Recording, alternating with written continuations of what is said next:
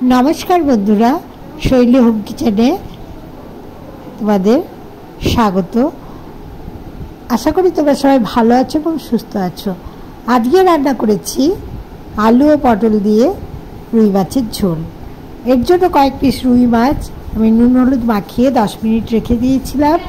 कड़ाइये तेल गरम करे एर मध्य नुन हलुद दिए माखिए राखा रुई माछेर पिसगुलो खूब भालो करे भेजे निচ্ছি।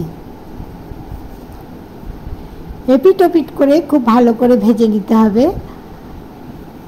एकटू लाल करे भेजे निते हबे एबं एकटू कड़ा करे भेजे निते हबे, तबेई एई माछेर झोलेर टेस्ट खूब भालो आसबे। एदिके आमि आलू एबं पटल डुबो डुबो करे केटे रेखेछि। एई आलू पटल एबं बाटा मशला दिए आजकेर एई माछेर झोल आमि रान्ना करब। आपनारा এইভাবে মাছের ঝোল রান্না করে দেখতে পারেন। আশা করি আপনাদেরও খুব ভালো লাগবে। গুঁড়ো মশলায় তো আমরা রান্না করেই থাকি। এইভাবে কাঁচা লঙ্কা, শুকনো লঙ্কা, একটু আদা এবং একটু জিরে বাটা দিয়ে এবং গ্রেট করে টমেটো দিয়ে এই মাছের ঝোল রান্না করলে খেতে অসাধারণ হয়। দেখো বন্ধুরা, আমার মাছ ভাজা হয়ে গেছে। এখন ওই মাছ ভাজার তেলের মধ্যে কালো জিরে 1 চামচ ফোড়ন দিয়ে দিলাম। ফোড়ন ভাজা হয়ে গেলে এর মধ্যে ডুমো করে কেটে রাখা আলু এবং পটলগুলো দিয়ে দিলাম। আলু পটলগুলো একটু ভালো করে ভেজে নিলাম। এখন এর মধ্যে বেটে রাখা মশলাগুলো দিয়ে দিলাম। আবারও বলি, এই মশলার মধ্যে রয়েছে সাদা জিরে, 2টি লাল কাঁচা লঙ্কা, 2টি শুকনো লঙ্কা, 1 ইঞ্চি আদা এবং টমেটো গ্রেট করে এর মধ্যে আমি দিয়েছি। জিরে লঙ্কা আদা আমি শিলপাটায় বেটে দিয়েছি এবং টমেটো গ্রেট করে নিয়েছি। এখন এর মধ্যে অল্প গরম জল দিয়ে ভালো করে নেড়ে নেড়ে কষিয়ে নিতে হবে। এর মধ্যে স্বাদ মতো লবণ দিয়ে দিলাম ও পরিমাণ মতো হলুদ দিয়ে দিলাম।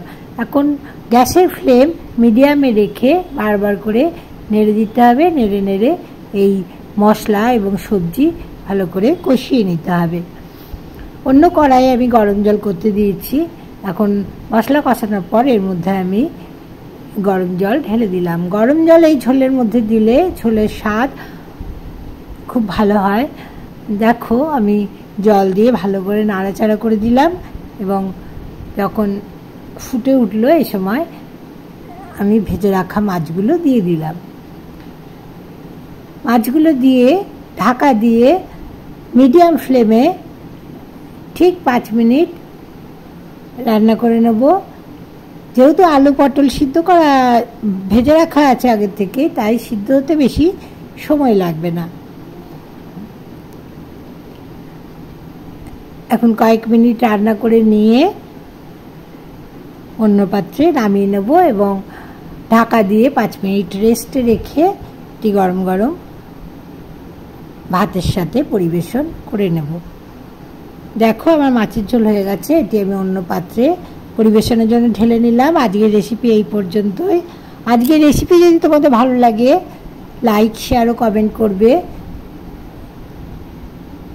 ও শৈলী হোম কিচেন চ্যানেলটি সাবস্ক্রাইব করার অনুরোধ রইল। সবাই ভালো থাকবে, সুস্থ থাকবে। সবাইকে এই রেসিপি দেখার জন্য অনেক অনেক ধন্যবাদ। নমস্কার।